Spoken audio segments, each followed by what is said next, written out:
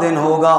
تو میں یہ عرض کر رہا تھا، دنیا میں اللہ تعالیٰ نے ہمیں خوشی کے موقع عطا فرمائے ہیں، انہی مواقع میں یہ عید کا دن بھی ہے، ایک مذہبی اسلامی تہوار ہے، خوشی کا دن ہے، لیکن اس دن میں اس خوشی کو نہیں بھولنا جو ہمیشہ کی خوشی ہے۔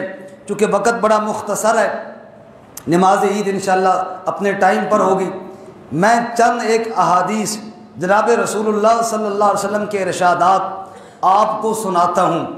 آج عید والے دن میں بھی آپ کو خوشی سے بغل گیر ہو کر مبارکباد دوں گا، آپ بھی دیں گے، مبارک ہو جی، مبارک ہو جی، خوشی ہے جی، عید کا دن ہے جی۔ اور آؤ ان لوگوں کا تذکرہ بھی سنیں جن کو اللہ کے نبی صلی اللہ علیہ وسلم نے مبارکباد دی ہے۔ سبحان اللہ۔ اللہ کے رسول صلی اللہ علیہ وسلم نے اپنی مقدس زبان سے جن لوگوں کو مبارکباد دی ہے، جس کو ہم کہتے ہیں نا بھائی خوش ہو جاؤ، مبارکباد ہے جی، عربی میں اس کو کہتے ہیں توبہ۔ کیا کہتے ہیں جی؟ بولتے نہیں ہیں سارے ساتھ۔ عید والے دن بھی اس طرح پریشان بیٹھا بشت کرو، تراویح نہ شروع ہو جائیں، اللہ دے بندے ہوں تو کوئی تراویح وغیرہ نہیں، حافظ صاحب ویسے آ کے بیٹھ گئے نہیں، آنکھوں تو اٹھ گئے نہیں۔ توبہ کا معنی مبارکباد، توبہ کا معنی کیا ہے جی؟ مبارکباد ہے۔ اللہ کے رسول صلی اللہ علیہ وسلم نے چند لوگوں کو اسپیشل مبارکباد دی ہے جی، اور کوشش یہ کرنی ہے کہ اللہ کرے ہم بھی انہی لوگوں میں شامل ہو جائیں۔ سنیے اللہ کے رسول صلی اللہ علیہ وسلم نے کیا فرمایا، پہلی حدیث، پہلا ارشاد اور آپ کی مبارکباد کے پہلے حقدار، سنیے۔ قال رسول اللہ صلی اللہ علیہ وسلم طوبى لمن رآنی، او کما قال رسول اللہ صلی اللہ علیہ وسلم، اللہ کے نبی صلی اللہ علیہ وسلم نے ارشاد فرمایا، مبارکباد ہو اس بندے کو جس کو اللہ نے یہ شرف بخشا کہ اس نے میری زیارت کر لی۔ صحابہ اکرام رضوان اللہ تعالی علیہم اجمعین، ساری کائنات والے اولیاء اللہ کو جمع کرو، ساری کائنات کے مفسرین کو جمع کرو، محدثین کو جمع کرو، ساری کائنات کے فقہاء کو جمع کرو، سارے اکٹھے ہو کر بھی ایک صحابی کی شان کا مقابلہ نہیں کر سکتے، کیونکہ میرے پاس یا علماء کے پاس یا فقہاء کے پاس یا محدثین و مفسرین کے پاس وہ آنکھیں نہیں ہیں جن آنکھوں نے اللہ کے نبی صلی اللہ علیہ وسلم کا دیدار کیا ہے۔ اللہ کے نبی فرماتے ہیں طوبی لمن رآنی وآمن بی، اس بندے کے لیے مبارکباد ہے جس کو اللہ نے یہ شرف بخشا کہ اس نے میری زیارت کی ہے۔ اس سے آپ اندازہ کریں صحابہ اکرام کی کتنی عظمت ہے۔ جناب رسول اللہ صلی اللہ علیہ وسلم نے ارشاد فرمایا، بعد والے اگر اونٹ پہاڑ کے برابر بھی سونا خیرات کر دیں، میرے صحابی نے ایک مٹھ جو صدقہ کیے ہیں یا ایک مد جو صدقہ کیے ہیں، میرے صحابی کی اس ایک مٹھی جو کے صدقے کا مقابلہ بعد کا اونٹ پہاڑ کا سونا بھی نہیں کر سکتا۔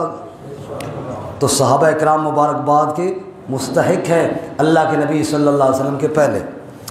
اور پھر رحمت والے نبی نے سوچا کہ جو بعد والے آئیں گے بن دیکھے ایمان لائیں گے، ان کے دل میں یہ بات نہ ہو کہ ہمیں نبی پاک نے یاد نہیں کیا۔ پھر اللہ کے نبی نے فرمایا وَطُوبَى لِمَن لَّمْ يَرَنِي وَآمَنَ بِي، اور میرے اس امتی کو بھی مبارکباد دے دو جو بن دیکھے میرے اوپر ایمان لائے گا۔ سبحان اللہ۔ ایک دن صحابہ اکرام کی محفل لگی ہوئی ہے، آپ صلی اللہ علیہ وسلم نے ارشاد فرمایا لَوَدِدْتُ أَن رَأَيْنَا إِخْوَانَنَا، میرا دل یہ چاہتا ہے میں آج اپنے بھائیوں کو دیکھوں۔ صحابہ کرام نے سوال کیا اَوَلَسْنَا إِخْوَانُكَ یا رسول اللہ، اے اللہ کے رسول ہم کیا آپ کے بھائی نہیں ہیں؟ آپ نے فرمایا انتم اصحابی، تم تو میرے صحابی ہو، تم تو میرے یار ہو، میں اپنے بھائیوں کو دیکھنا چاہتا چاہتا ہوں۔ یا رسول اللہ کون آپ کے بھائی ہیں؟ فرمایا میرے بھائی وہ ہوں گے دنیا میں اس وقت آئیں گے جب میں دنیا سے چلا جاؤں گا، نہ میں ان کو دیکھوں گا نہ وہ مجھے دیکھیں گے، بن دیکھے میرے اوپر ایمان لائیں گے، بن دیکھے مجھے اللہ کا نبی مانیں گے، اور اتنی میرے ساتھ محبت کریں گے، بڑے بڑے بادشاہوں کے طریقوں کو ٹھکرا دیں گے، بڑے بڑے دنیا والوں کے طریقوں کو ٹھکرا دیں گے، اور میری سنت طریقے کو سینے سے لگانے والے ہوں گے۔ فَطُوبَى لِلْغُرَبَاء، لوگ ان کو اجنبی کہیں گے، لوگ ان کو دیوانے کہیں گے، لوگ ان کو سادے لوگ کہیں گے۔ ان کو کیا ہو گیا جی؟ دنیا کہاں تک پہنچ گئی ہے؟ یہ ابھی تک جناب مسواک کی سنت پہ لگے ہیں، یہ ابھی تک چھوٹے چھوٹے طریقوں پر لگے ہیں۔ فَطُوبَى لِلْغُرَبَاء، جو میرا امتی بن دیکھے میرے اوپر ایمان لائے اور میرے سنت طریقوں پر ڈٹ جائے، اس کو بھی میری طرف سے مبارکباد پیش کر دیجئے۔ اللہ تعالیٰ ہمیں بھی توفیق عطا فرمائے۔ اور حدیث سنیے جی، قال رسول اللہ صلی اللہ علیہ وسلم طوبى لمن وجد فی صحیفته استغفارا کثیرا، فرمایا اس بندے کو بھی مبارکباد دے دو جس کے نامہ اعمال میں استغفار کی کثرت پائی گئی، جس بندے نے بار بار اللہ سے معافی مانگی، توبہ کرنے والا ہے، غلطی ہو جائے پھر بھی اللہ سے معافی مانگتا ہے، بار بار استغفار کرنے والا ہے۔ فرمایا جس بندے کے نامہ اعمال میں استغفار کی کثرت ہو، اس بندے کو بھی مجھ محمد صلی اللہ علیہ وسلم کی طرف سے مبارکباد پیش کر دو۔ سبحان اللہ۔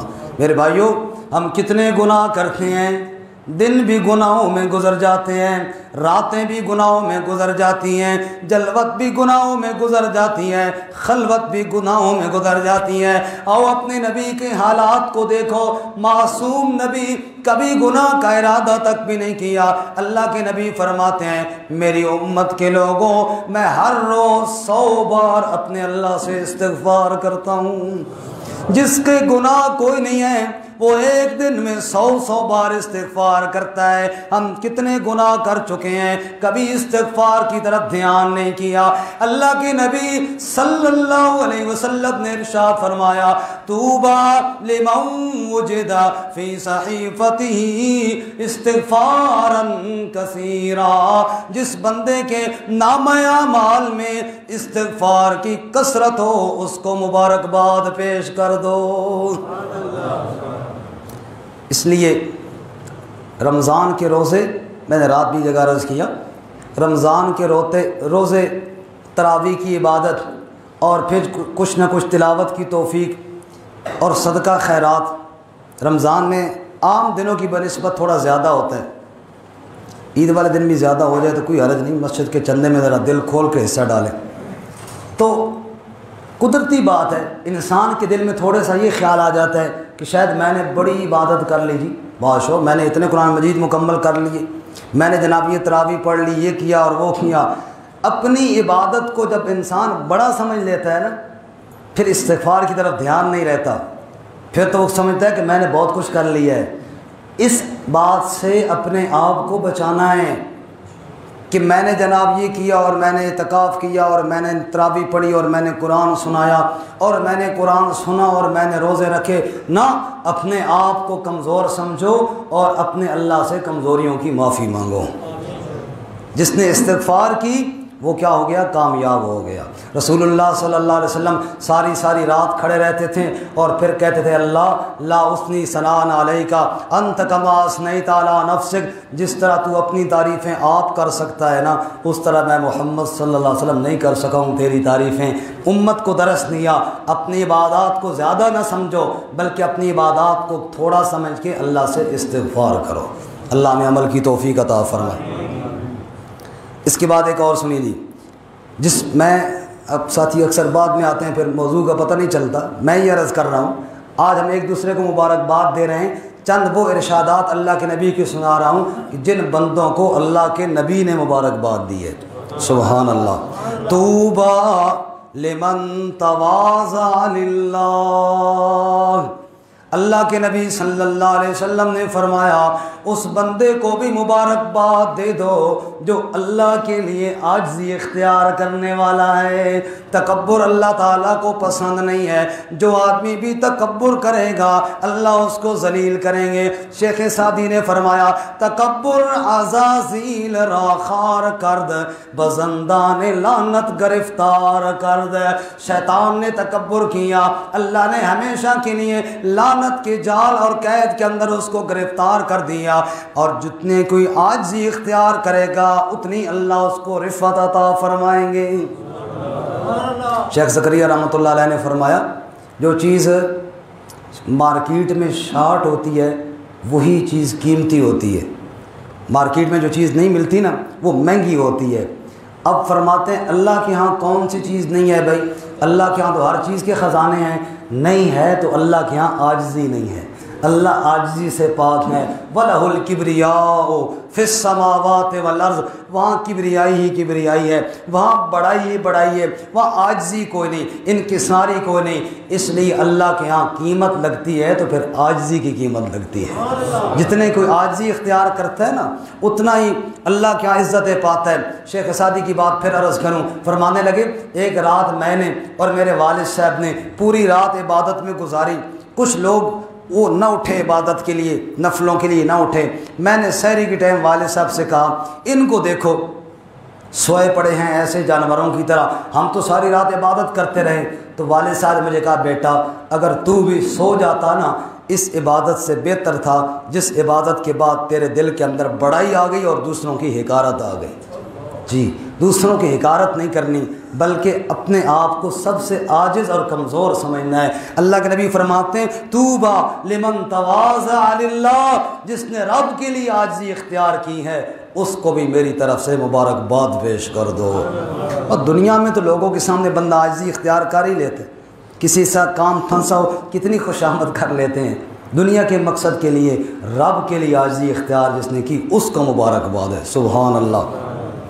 طوبیٰ لمن طاب کسبہ او کما قال رسول اللہ صلی اللہ علیہ وسلم، اللہ کے نبی فرماتے ہیں جو بندہ حلال کمائی کرنے والا ہے، جس کا کسب حلال کا ہے، محنت مزدوری کرتا ہے یا کوئی جائز طریقے سے حلال کمائی کرتا ہے، اللہ کے نبی فرماتے ہیں حلال کمائی کرنے والوں کو بھی میری طرف سے مبارکباد دے دیجئے۔